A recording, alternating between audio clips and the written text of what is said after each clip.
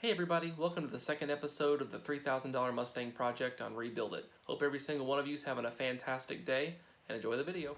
As most of you car guys know, our love of the hobby often brings about a certain amount of scorn from our loved ones. You're spending too much time with the car's taking up too much space. Well, this build is no different on this 2013 Mustang, and it almost caused a significant rift in the relationship between two loving sisters. Once upon a time in January, in very cold Missouri, a father's youngest daughter wanted to buy a car. But alas, the car she wanted was wrecked. The girl asked her father to repair the car, but in order for that to happen, he would have to move his prized 1966 Mustang GT Fastpack with a 4-speed 289 dual exhaust and 4-barrel carb out of its comfortable, heated home. Well, this would not do, of course, for a car of this pedigree to be kicked out into the cold. So the father had to call upon his executive privilege and confiscate the mother's garage. Well, this angered the mother to no end, and she promptly removed the oldest daughter from her pampered space. When the oldest daughter realized there was no one she could forcefully remove, she blamed the entire series of events on the youngest daughter, which of course was completely justified. The youngest daughter made amends by promising to be the oldest daughter's personal slave for 2 months after the car was finished. The end.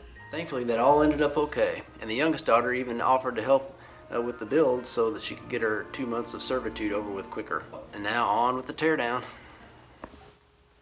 Okay, so I've removed that radiator support cover, and you can see the damage better now. It was hit pretty hard on that side with this bar going from the fender, from one fender to the other with the hood latch in the middle, whatever you call that piece, is twisted all up. And so to get that out, I'm first gonna go down and I'm gonna take this fender off. And before I can take the fender off, I need to go down and take that molding off down along the bottom. Then I'll come back, get the fender off, and then go underneath and see what's involved to get the bumper.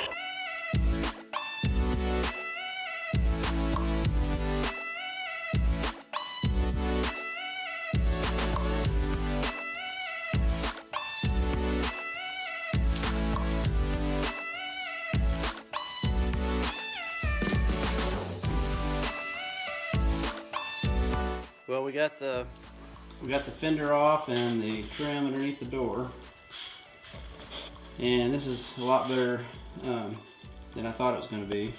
This was the piece I was worried about here, and it looks to me like it is fine. We knew we were going to have to replace this upper radiator support, so what we'll do is we'll go in and we'll drill out these spot welds.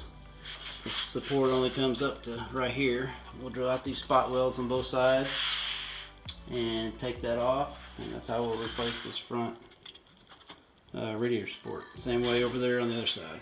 We got to take the other fender off and drill that out and all that when we get to it.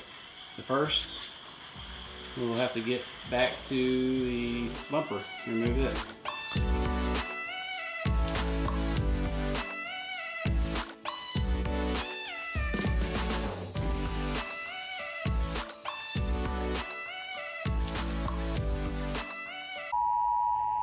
We interrupt this Rebuild It video to bring you this important message. In this next clip, you're going to hear a lovely screeching sound about every 8 seconds. That would be my father sliding his Crocs across the concrete floor. You're welcome. And now back to your regularly scheduled program. We got the bumper off, and the crash bar looks really good. No damage to that, and just had a little bit of bending on the frame rail right there, which is easy to bend back. And I'm not sure if I think that's supposed to be like that. The other one's like that. So there's just a little bit of straightening right there. And I think most of that there will be when we replace that radiator support, will be I think that headlight support is all part of that. Looks like it's welded on there. I just have to look on the parts and see what that looks like and see if that's all one piece or if that's two pieces. So far so good. I don't see any really big surprises yet. Next thing would be to take off this other fender and then the headlights, and then start taking the support off.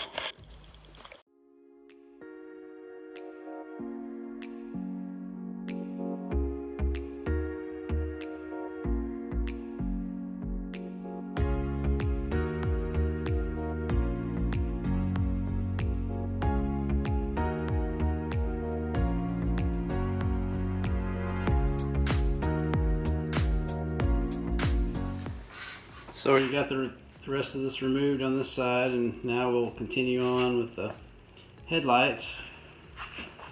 I need to see exactly what kind of headlight these are, if they're for sure OEM or not, because I've got to order that one to match this one. So, not sure. I'll look on the back side and get part numbers and all that.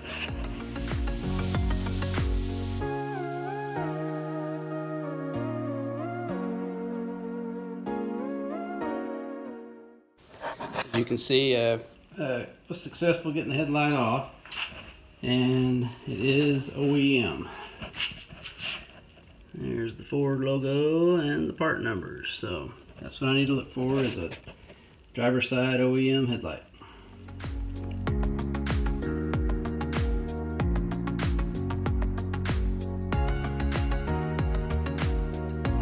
Let's talk a little bit more about these headlights. As you remember, the one on our passenger side was in perfect condition. It needs to be cleaned and maybe buffed out a little bit on the lens to clear it up, but the tabs are in good condition and everything works. And so little did I know when we first started that that is a very significant thing, because these headlights, as I started looking for them, are anywhere from between $400 to $800, and that's on eBay and at salvage yards. And as you can tell, our driver's side one is shot. Now there's also two different kinds of these headlights that in 2013, when our Mustang was from, it was an option to have either halogen or this, what they call xenon. And what we have is the xenon option. Now by 2014, all headlights were xenon. So I've been looking, I finally found one that has the tab that is broken off just a little bit on this top where this tab used to be right here. It's broken off right across here on this side. So I ordered it for $265 from a salvage yard in Tulsa, and hopefully it'll be here soon. And I've also ordered a new tool that will help repair any of these busted plastic pieces or bumpers or anything that's plastic. It will melt and staple them together. So we'll see how that works. So the headlight is removed, the damaged one, and now we can really see what's going on back there. We see some spot welds down here that held this brace on, that in the collision was totally knocked out. So I've got to grind these spaces down here and order this little bracket right here. And when I get all this upper radiator support in, I'm sure this will have to be put on first, and then that radiator support welds right into that bracket. So I'm still not seeing very many surprises. I'll know more when I get back up in here to see. I'm sure I have to order this rubber cover here. And it looks like there might be some stuff that's still salvageable in here, so I'll just keep going in it. Another thing I forgot to mention, this area right here on the good side is straight. And so when we go back over to the other side and look at that, we see how it's been in.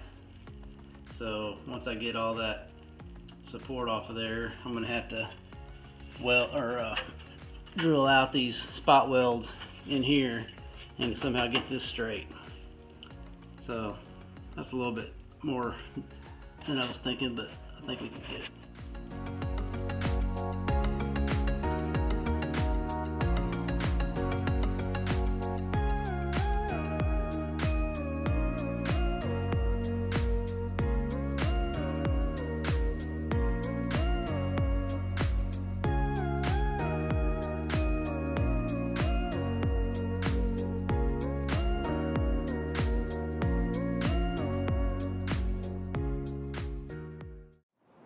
update you guys from the road because we got a quick lead on a 13 6-cylinder hood for the Mustang that we had to come in here and get, that I found on Facebook. So Dad and I hopped in the truck and we're now heading to an undisclosed location to come and get this hood because we found one for $100. So sweet deal.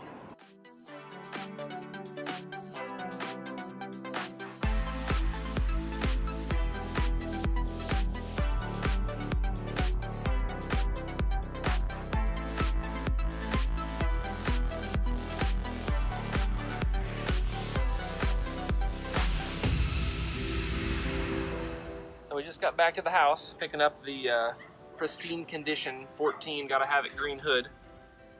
It's not the right color, but Dad can repaint it no problem, I think.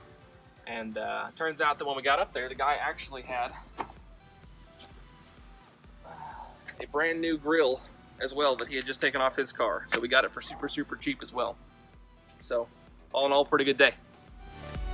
Next week on Rebuild It, Mark grinds a piece of metal. Also, we set up an Instagram account, so go give us a follow. We'll be posting sneak peeks of future videos, giveaways, and future projects. Thanks so much everybody for tuning in and watching this week's episode of Rebuild It. Make sure you subscribe so you don't miss out on any awesome content. Have a good one.